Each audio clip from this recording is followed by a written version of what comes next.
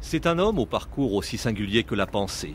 Né il y a 64 ans en Tunisie, tour à tour grand reporter de guerre et commentateur du Coran, philosophe, anthropologue, Youssef Sedik vit en France, double culture revendiquée, double langue.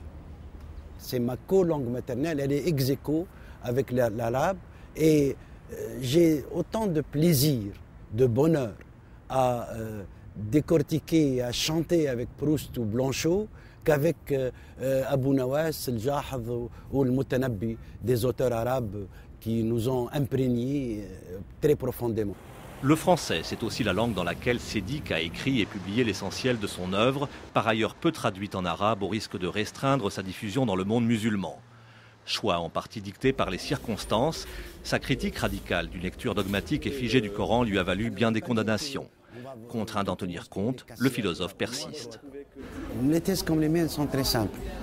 Ce n'est pas du tout trop dire, trop demander que de recommencer de zéro. De zéro, qu'est-ce que ça veut dire? Il y a une révélation, elle est formidable, elle est inspirée. Le prophète nous a transmis un texte extraordinaire. Tout ce qui a été dit depuis la révélation est faux. Manipulateur, politique, idéologique. C'est pourtant l'Occident que Youssef Sedik interpelle dans son dernier livre au titre métaphorique « L'arrivant du soir », le nom d'une sourate du Coran, l'évocation aussi d'un visiteur qui viendrait frapper en fin de journée à la porte d'une maison calfeutrée. On le fait entrer, mais il dérange un peu. Le visiteur, nous dit Sedik, c'est l'islam. La maison, l'Europe, rétive sinon fermée, un intrus bien plus proche qu'elle ne le croit. Ce que nous payons aujourd'hui dans notre adversité entre christianisme, judaïsme et islam, c'est les postes messagers.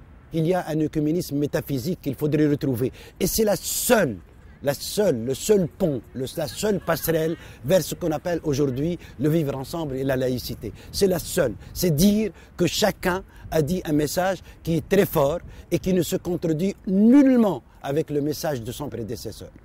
Alors, inlassablement, Youssef Sedik plaide pour un dialogue qu'il pratique lui-même avec juifs et chrétiens.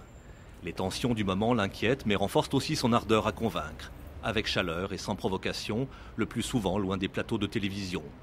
Homme de foi dans tous les sens du terme, le philosophe veut rester un passeur.